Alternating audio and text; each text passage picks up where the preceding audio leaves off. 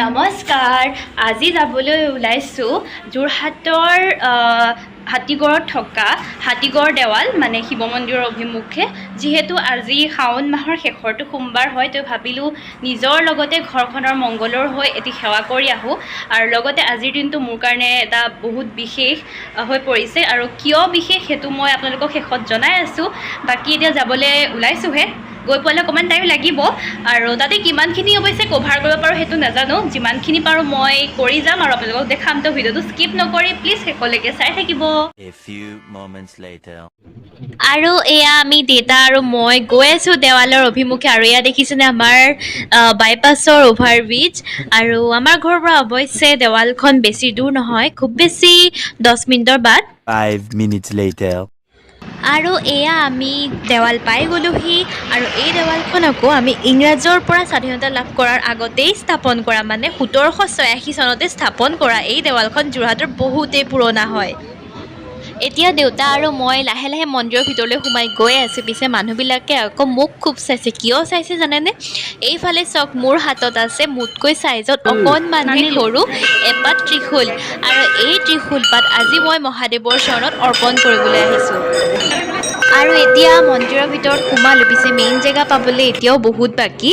আৰু এইফালে দেউতাৰ হাতত দেখিছে নহয় ত্ৰিশূলপাত, মই দেউতাৰ হাতত দি দিলোঁ। আৰু এইফালে মহিলাসকলে প্ৰসাদৰ যোগাৰ কৰি আছে। আৰু আজি একচুৱেলি মানে কি হৈছে, শেষৰটো সোমবাৰ শাওণ মাহৰ, সেইকাৰণে বহুত মানুহ আহিছে। আৰু মই ভাবিছিলোঁৱেই যে আজি মানুহ বহুত হ'ব, সেইকাৰণে সোনকালেই আহিছোঁ। আৰু এইফালে দেখিছে কিমান দীঘল লাইন, মানে একদম তললৈকে মন্দিৰৰ বাহিৰলৈকে লাইন হৈ গৈছে। A few moments later. আৰু এতিয়া মন্দিৰৰ ভিতৰৰ পৰা বাহিৰলৈ ওলাই আহিলোঁ। চাকি ধূপ ভালকৈ জ্বলালোঁ, আৰু মই আগবঢ়োৱা ত্ৰিশূলপাতো ভালকৈ অৰ্পণ কৰিলোঁ।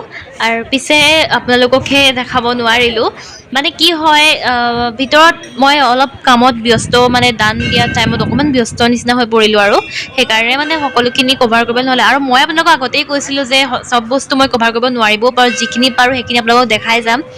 তো সেইটোৱে হ'ল, আৰু ইমানকৈ গোটেইখিনি কভাৰ কৰিবলৈ নহ'লে। আৰু এইটো যে দেখিছে মন্দিৰৰ চাৰিওফালটো, মন্দিৰৰ বেক চাইডটো, আৰু এইফালে দেখিছেনে এইটো হৈছে পূৰা ৰজাদিনীয়া নহয়, একচুৱেলি এইটো মানুহে খন্দাই হয়। ইমান ডাঙৰ পুখুৰী দেখিছেনে? আৰু ইয়াত আকৌ কি হয় মানে মাছ কাছ চব আছে, আৰু আমি সেইকাৰণে মাছকো বিস্কুট দি ল'লোঁ।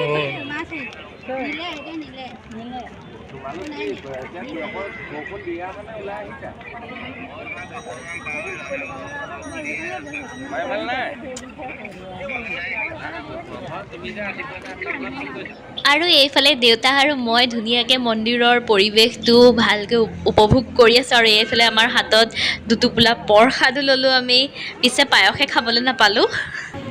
আৰু এতিয়া যাবলৈ হৈছে ঘৰলৈ বুলি। পিছে যোৱাৰ আগতে আকৌ এবাৰ আপোনালোকক মন্দিৰটো মানে ফ্ৰণ্ট ছাইডৰ পৰা, সন্মুখৰ পৰা ভালকৈ দেখাই দিছোঁ। আৰু মন্দিৰৰ ওপৰত দেখিছেনে পাৰ, ইমান যে ভাল লাগিছে নহয়। পাৰ এনেও শান্তিৰ প্ৰতীক তাতে, আৰু মন্দিৰত থাকিলে এনেও ভাল লাগে নহয়নে? আৰু এয়া গোটেই আমাৰ হাতীগড় দেৱালখন আপোনালোকক দেখাই দিলোঁ। কেনেকুৱা লাগিছে কমেণ্টত আকৌ জনাবলৈ নাপাহৰিব দেই।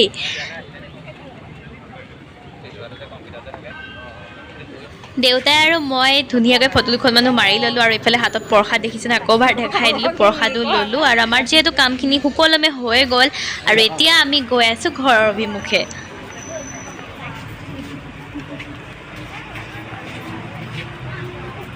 A few moments later.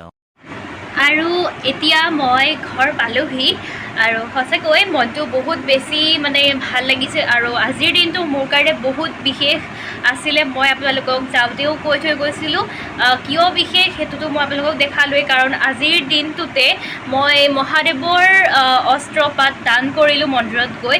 মনটো বহুত বেছি ভাল লাগি আছে। আৰু এনেও আজিৰ দিনটোৰ কাৰণে মানে মই বহুত এক্সাইটেড হৈ আছিলোঁ। আৰু কামভাগ সুকলমে হৈ গ'ল, কিন্তু আপোনালোকক তাত কেনেকৈ কি কৰিলোঁ, কেনেকৈ নিয়মখিনি কৰিলোঁ সেইখিনিহে দেখাবলৈ নহ'লে। মানে একচুৱেলি কি হয়, এইটো মোবাইলটো লৈ পেলাই মানে চব টাইমতে মানে চব ক্ষেত্ৰতে ভাল নালাগেও ন, তো সেইটো কাৰণে মানে মই ভিডিঅ' কৰিবলৈ তেনেকৈ নহ'লে। তো যিমানখিনি পাৰোঁ আপোনালোকক দেখালোঁ। তো আশা কৰোঁ ভিডিঅ'টো চাই ভাল পালে, আৰু যদি চাই সঁচাকৈ ভাল পালে লাইক কমেণ্ট কৰি থৈ যাব, আৰু লগতে চেনেলটো ছাবস্ক্ৰাইব কৰি দিব।